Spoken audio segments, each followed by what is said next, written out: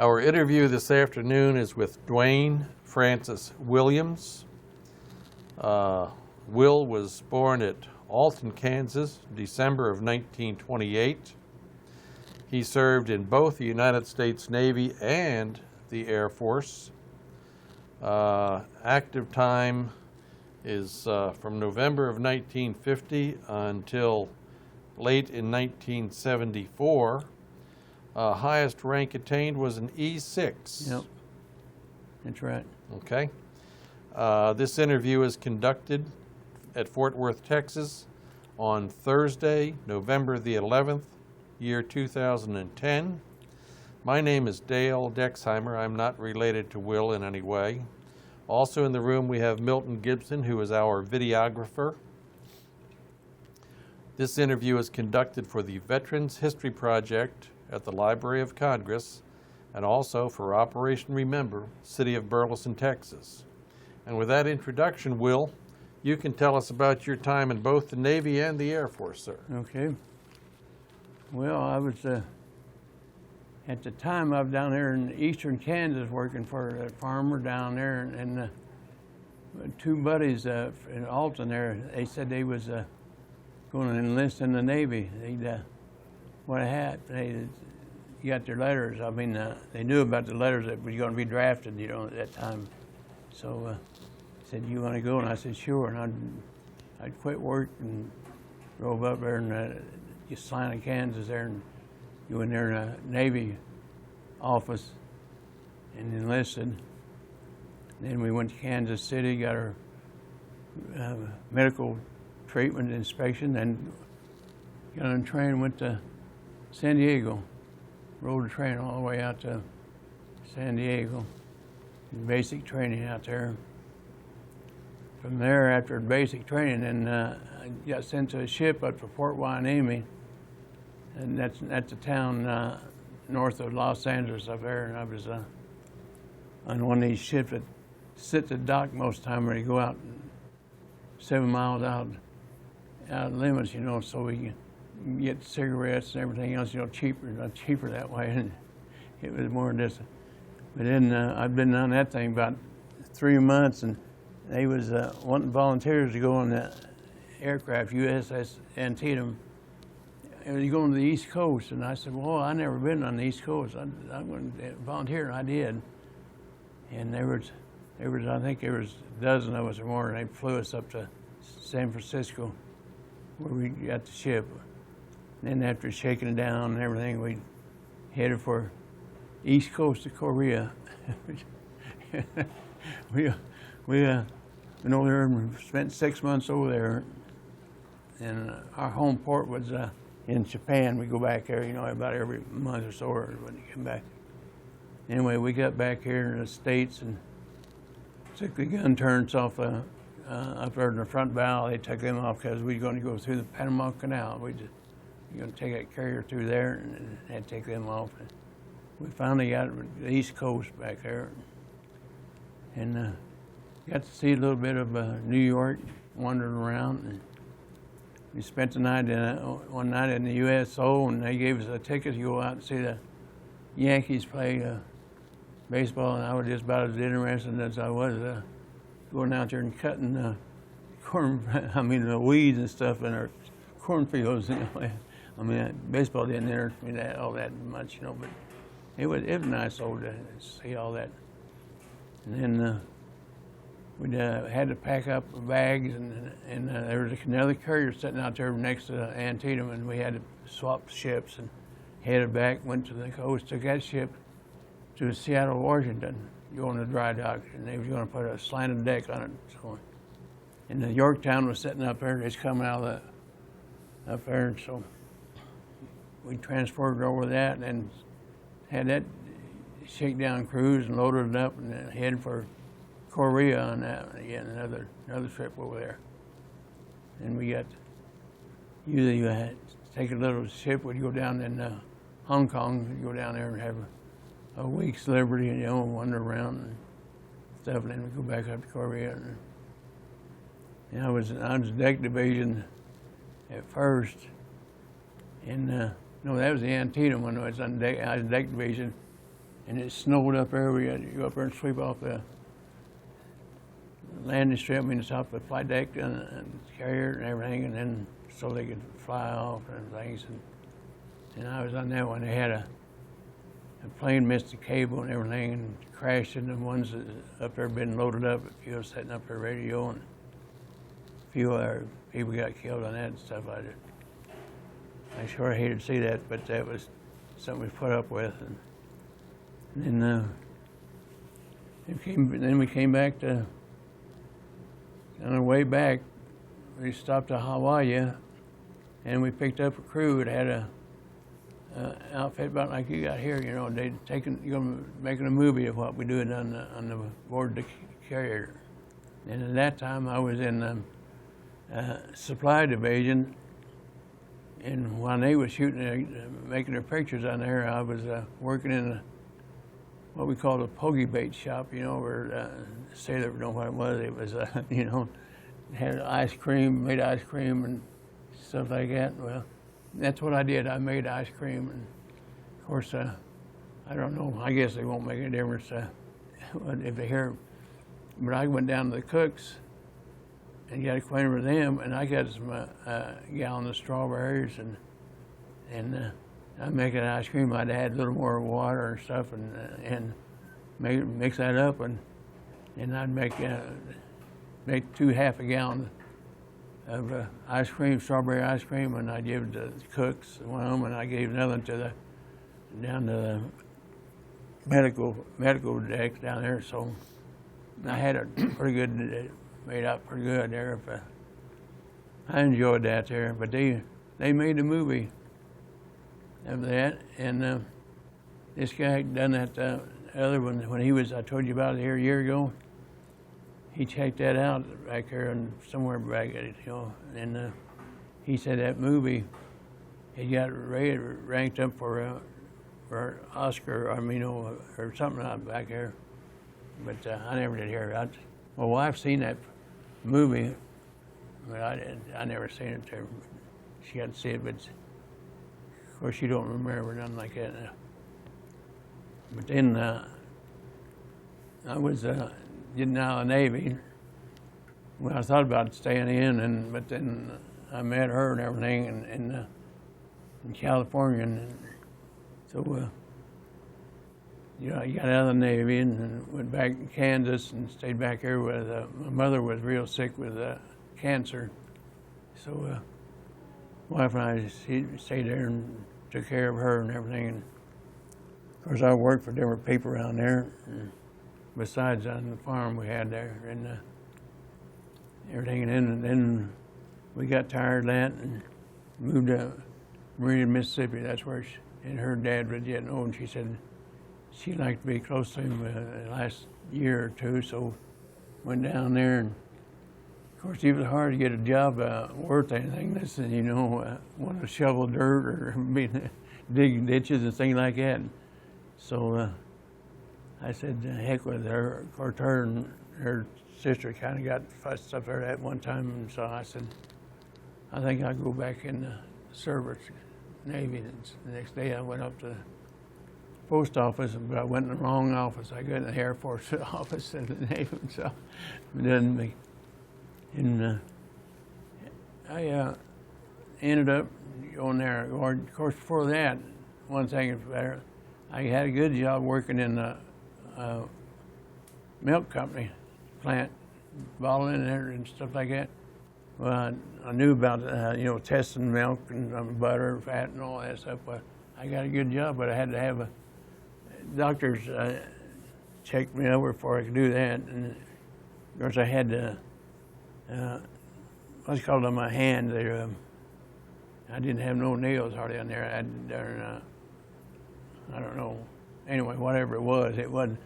But the doctor said, if you've been around horses, that's what you get that. And I said, well, we had the horses all the time when I was growing up and rode on them and worked on the hoofs and stuff. But anyway, so I didn't have that job. So I went ahead and went in the service. And about a year later, the Air Force had pills and stuff. I took it and cleaned it all up, and fingernails grew back. And So went through basic training down there to San Antonio, down there, and that wasn't all that nice, except we was prior service, you know. But that's old prior service.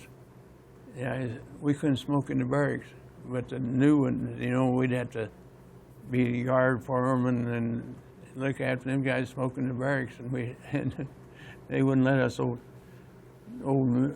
ex-military people smoke in there. Guys that treat us kind of bad, but that's, knew we was getting away for that. And when I went there, from there to up here to Wichita Falls to school, and aircraft maintenance school up there, and I was up there 6 months, I believe it was. We went to school in the morning, in the afternoon we worked for the people up there. They'd send some of us out to they built the golf course. We worked out there and worked on the greens and building out there and stuff like that in the afternoon. Keep us busy. But from there, then I got shipped out to where the heck? Oh, out to no, I went to Salina, Kansas, Schilling. I was up there for 5 years, and while I was there, we went TDY. The first time I've been there about 6 months, we packed up and went to Thule, Greenland, up there for 115 days TDY. And when we first got up there, and about the 1st of November, we seen just about 30 minutes of sunlight, and then it was gone. It was dark up there. It wasn't real dark, but it was dark. After that, then went back. And after I had my 5 years at Schilling, and he was closing the base. Anyway, the government was closing the base, so he said we had a choice for their base. So I put in for 2 of them down in Mississippi, because that's where my wife goes to. I got sent to Little Rock, Arkansas. I signed in on 1st of March of 63 and signed out the 1st of March of 64 on the way to Goose Bay, Labrador for 15 months up there. And from there I went to back to the base down there to San Francisco. And I was there about a year, and I went off to school down there in Wichita Falls again for another maintenance school down there. Got back and had we had to have a new car. We went down to Joshua, traded for a new car. Real happy about it. Next morning went to work, and the old sergeant gave me our papers for going to Vietnam. But I had to go to school down there to, I can't remember down that place down there in Florida, down in Florida.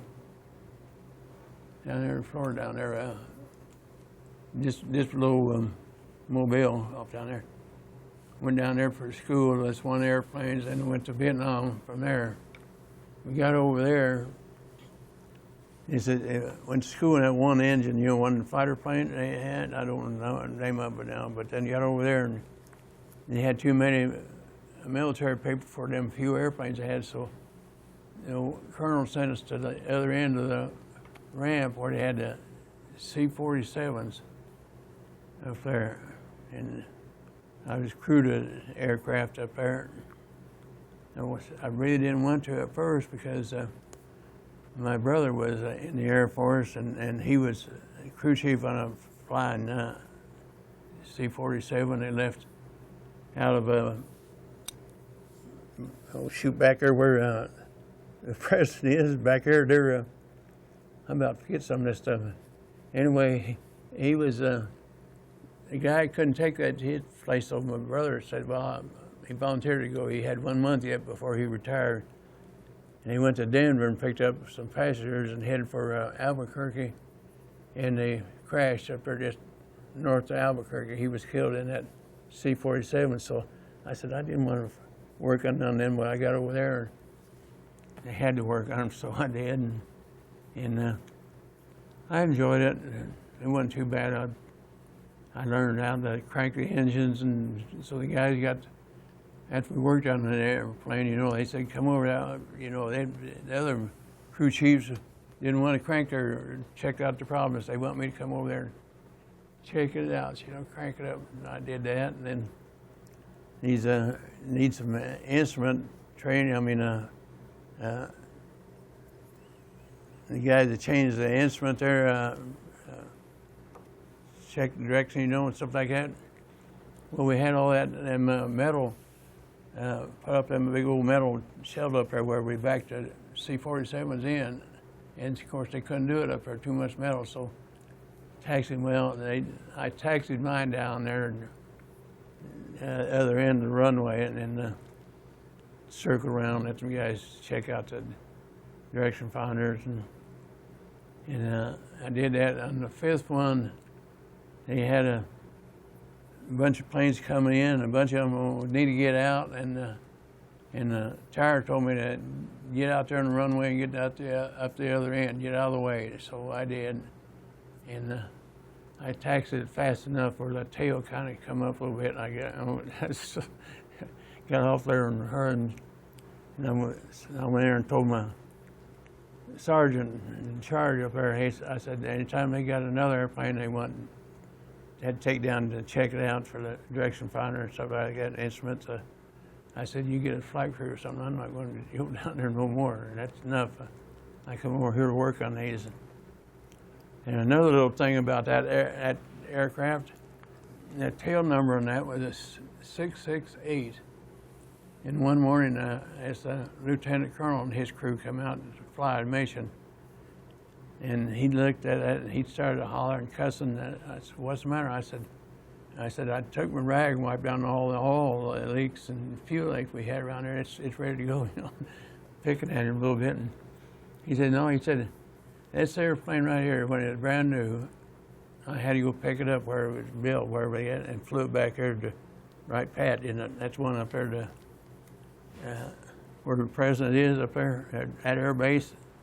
Anyway, he said it flew around Mason with it and everything, and then they put it he flew it down and put it in the boneyard back down there to Tucson, Arizona, I think it was.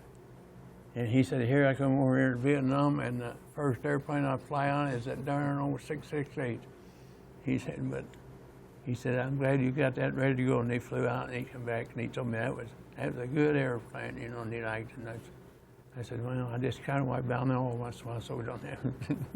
And so that's pretty good. And then time for me to get a chance to come back to the States again. I had to come back and got stationed out to Sacramento, California out there. And we'll EC-121s, you know, with a radar and top and back, and then flew on them. And I didn't fly on them, I worked on them. So, of course, I went TDY with them, went up to,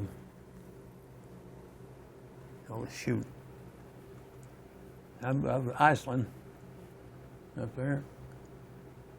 And went on service, went to TDY twice to Alaska, once in the wintertime and once summertime, and 90 days each time. So we got to see how nice it is up there in the winter, no sun, but still light enough. They played softball up there at 12 o'clock at night, you know, no light if we wanted to. But I enjoyed it. I enjoyed it there. I've been quite a few places that I enjoyed the service, except it seemed like every time I get somewhere, you know, I get ready to settle down good, and then got to pick up and go somewhere. Yeah.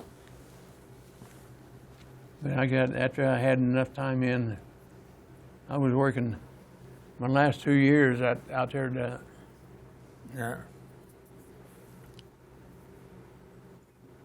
out there to California on the 121s, Sacramento.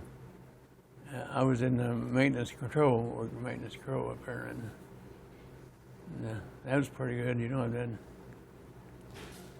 had them 4 other people in there working on it, dealt with it, checking the paperwork and moving airplanes around.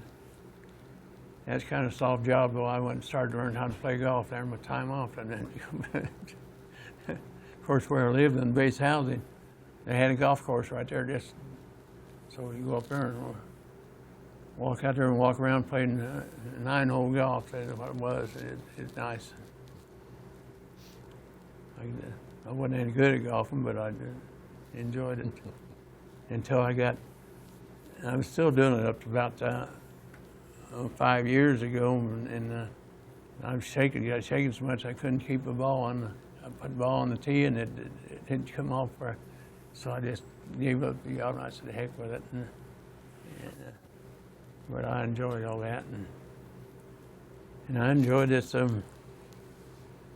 living in East place here, and the one back in Mississippi when we was in the retirement center back there. I enjoyed that. And even made the paper back there, city paper. My wife and I, we was in, this woman had got us hooked up. We were doing picking up cans, you know, and whatever, saving all the soda cans and things like that. And so what we did, whenever we seen one laying around or a trash can that had 2 or something, we'd put them all in a big trash can, and there were a couple of them, and they'd come out and pick them up. The city newspaper come out with their cameras and took pictures of what we're doing there. So we made the city paper of that, but we enjoyed it because we had, usually at nighttime, we had a piano player and an organ player and everything, and we'd sit in the dining area, and we'd all get in there and sing, or whoever wanted to, you know, and act like fools sometimes, you know, and enjoy it. But it's been good living, except this last year. My wife, she got Alzheimer's, I guess.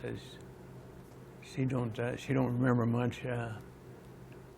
Now it's kind of rough. I'm getting some help now, I think. But the past 3 weeks, I did do everything. I mean, help her for everything. She had to go to the bathroom, and she would go to the door going into the apartment instead of going to the bathroom, and had to go straight, get her going right. And help her dress and help her undress and all that stuff now. But I don't know, maybe we get it straightened out. I was doing one, saying about putting it over here, across the street over here, but I really don't want to do it as long as I can. Yep. If I get some help from a nurse or somebody around here, that'll help. Sure don't want to retire that part yet. We've been married 56 years. This day before yesterday was 56 years. Yeah,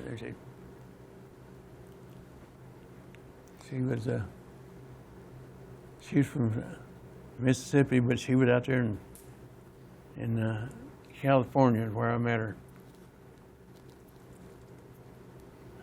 Well, if we go back, grew up in Kansas. Mm-hmm. Dad had a farm. Yeah. How big? How many acres?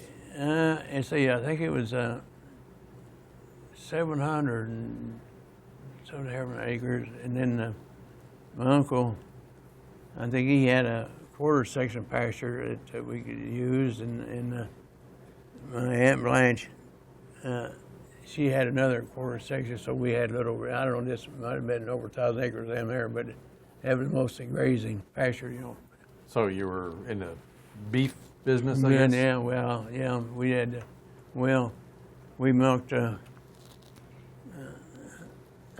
we milked up to 15 head of cows, you know, when I was going to school, you know, and stuff like that. But later on, it was around like 8 or 9 of them. So, but that's what we did mostly. But that was, I guess Granddad gave that farm. I mean, Been in the my family a mother. long. Yeah, Been in the family a long time. Yeah, it's in there for a long time because when my mother died in 55, June of 55, and he was still living, so he gave Dad the deed to the place, and it was in Mom's name, you know, and everything. And so yeah, that straightened out. We figured out that that's right. Every time you sold raising and calves, you know, started selling the yearlings, well, I had to give a third of the money to my Granddad, you know, and he had a grocery store too, so that was what he was still had a hand in the farm and stuff. But that's all right. I worked for him in there at the grocery store. And that's where I learned how to test milk. And You enlisted in the Navy along with a couple of your friends. Yes, right. Why would two boys from Kansas, decide to go in the Navy? Did anybody have some relatives that were in the Navy, or? No. And just what it was, the guy was a postman, and you know, the one that delivers mail around in the country, you know, with the using a car. Anyway, he told this one guy, buddy of ours, and we had letters coming in for the Army. Be drafted. Be drafted. He said, "You want me to hold them to them for another day, or you want me to bring them in?" He said, "No, we want to go in the Navy." And so they called me. That's when I down there around El Dorado, Kansas, and got a call and they said they were going in and told me why. I said, "I'll be there tomorrow." Sure was. The people I was working for, the woman, she came out in the field. I was corn picking, driving a tractor and picking corn and stuff out there. She came out there and told me, and I had a phone call and said something about the service, you know, and I saw, of course, I've been talking to them, you know, that figure is getting close. And so I called my buddy, and they told me then what it was, and she said what I did, and she wrote me out a check for the time I'd been there, working there for a couple of weeks, and said, "Get on your way there, pack your clothes, get on your way." And I said, "I'll get that tractor and corn picker out of that field, you know, somehow, one of us will." So you went to San Diego on the train. Had you ever been on a train before? No. How long did it take you? Remember how long it took you? We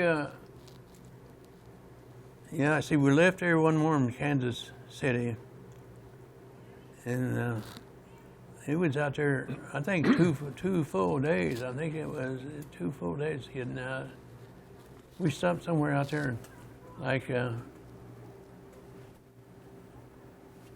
Albuquerque or something like that, you know. And I guess they had to fuel up or something for going out there to California. You go to San Diego for your boot camp. Then you went up to Port Hueneme. Yeah. Put you on a tender? No, it was, well, I don't know what kind of ship it was. It was really not, just a,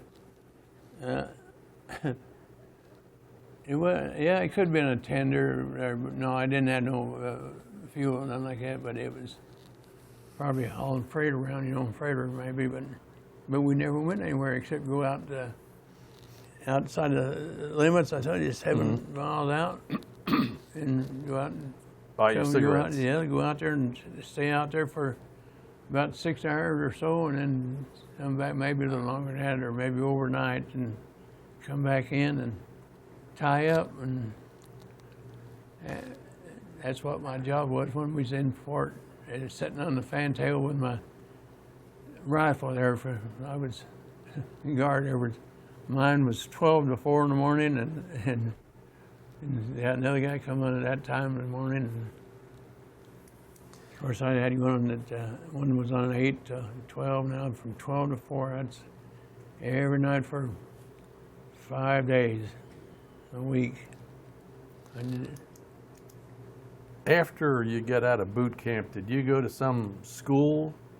Mm-mm. No? No. You went, after this, whatever ship, you went to the Antietam. Antietam. Mm-hmm. What'd you do on the Antietam? I was painting and scraping, chipping, Deckhand. painting a deckhand. I was a deckhand. And Okay. So you didn't have to go to school to no, chip and paint. no. Okay. That's just you learn that they give you a chip and hammer or scraper and say here, the old Burleson mate, I threw a hammer down. I accidentally dropped it in the water once, and he said, I got some more up here. You were you were on both the Antietam and the Yorktown. What kind of airplanes? You went to Korea. Yeah. What kind of airplanes were you flying off? And they had they had the recips, one engine and one, I don't know what they call them now, don't remember. Corsairs, maybe? Could be, fighter planes, that carried the bombs and stuff. And then I started to say the C-70, no, I wasn't it though, it was jet planes. They had a group of them on there too, a flight of them. Yeah, both airplanes, both ships, we went, had the same thing on. And they would, you went to Japan, and you also went down to Hong Kong. Yep. What did you think about Japan? Oh, I liked it pretty good down there, pretty good. We didn't do much down there. I didn't. I was in port, but we usually in there for about a week and going back out again. But it's of course, walking around there and riding one of them rickshaws and stuff and acting like a fool. Some of us, and you go to the club and drink some of that booze they have and act like the sailors, Just act like a 22-year-old sailor. Right? Yeah. Okay. Of course, that was 55 or 60 years ago, too. Yes, it was. Yeah. You said on the Antietam you had a pilot who missed the cable and crashed into the planes that were up forward. Were you a firefighter, or what did you do when that happened? I would happen to be up in I gave ice cream too for the guys up in because my buddy went to school with, he was up there, in the radar or single core up above there, and I was up there and we was looking to watch airplanes coming in, and it scared me that when he hit, and I don't even know what happened. I ran back down below. I didn't want to be up there to see what happened, But you were somewhere up on the bridge when... Yeah. So you come in there, he went right through it, didn't catch a cable and went right through. They had like a net going across there, and he went right through there, right up to hit the airplane. Some of the guys up there, I think there was 2 or 3 guys that got killed up there besides the pilot. They said he got crushed and they buried him in the sea. The airplane, but I think there was 3 of them that they had to ship home. Came back, spend a year doing this and that, and then you go back in the Air Force. You went to 2 different times. You went to Thule, right? I think you went to Thule. No, Just to once? Green, just one Yes. time, 15 Okay. days. Okay. And I went to up to Alaska, up there, once in summer and once in the winter. Of course, I had 15 months. 15 months up there at Goose Bay, Labrador. Goose Bay. Mm-hmm. So you spent the winter in Goose Bay. Oh yeah. Mm-hmm. Being from Kansas, you knew something about winters. Oh yeah, it was. I think it's warmer up there than it was in Kansas. Well, that old wind blow. We've had snow down there at times, but it snowed so much it drifted right up on top of the house. You could walk on the snow right on top of the house. You got on top of the house. This was at Goose Bay or in Kansas? No, down in Kansas where it was raised. Yeah, down there where you all your bathing done in a tub and no running water, and you had to pump water and all that stuff. And raised out of the poor farm. See, I grew, well, of course, I was born in 28, so out there on the farm with, when they didn't have much during all that depression, dust storms, had dust storms come up there. We've had dust storm there where the dirt be up at the fence line, around there, just like a snowdrift. It's a bunch of dirt. The last part, not the very last time in your service, but later in your service years, you went to Vietnam. Mm-hmm. You would have been you went to Vietnam early. Mm-hmm. You went in 63, 64? No, I went over there in 67. 67, okay. So things were just really getting heated up pretty good in 67. Yeah, we had to go to the firing range, learn how to shoot a gun, because they said that if you worked on the airplane, you have to have your gun with you, strapped with you, and stuff like that. But I didn't see a rifle after I got over there. I didn't. In the Navy, you chipped and painted. Yep. And in the Air Force, your job was? Working on the aircraft. You were maintenance. Crew chief. Yeah, maintenance. Okay.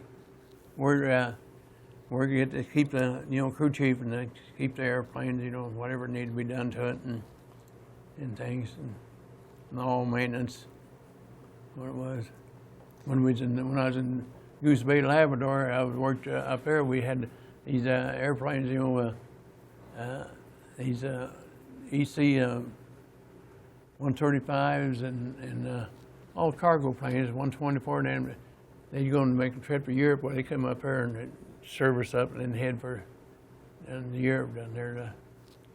So that's what we did up there most of the time, was service airplane. Is there any person that you remember from the service? Anybody in particular, a non-com or well, maybe I an don't officer? know. I don't know his name, but there was a chief master sergeant up there. Was our master sergeant up there in Goose Bay. Well, my first 2 months up there, every once in a while, I said, I hate this cotton picking. Sometimes I'd say something that shouldn't be, words I wasn't going to say now, but so one day after I'd been there, I guess about 2 months, so he called me out, and when it took me out in the hangar, wasn't no airplanes in there, nowhere, and he took me out there and stood me right there in the middle of the hangar, and he started talking to me, chewing me out, one side down the other, stuff like that. He said, now, if you hate this place so bad, make sure that's what you want. And he said, I'll have you on the next airplane going back with your Article 13, discharge. I said, oh, sorry. I said, you made it sound like it'd be pretty good here. I said, maybe I'll get the likings, So we did, and that cotton picker, he had something to be done on another airplane, He said, hey, well, go out there and see what they need done out there. And I did, and this one crew, myself was KC 197 was.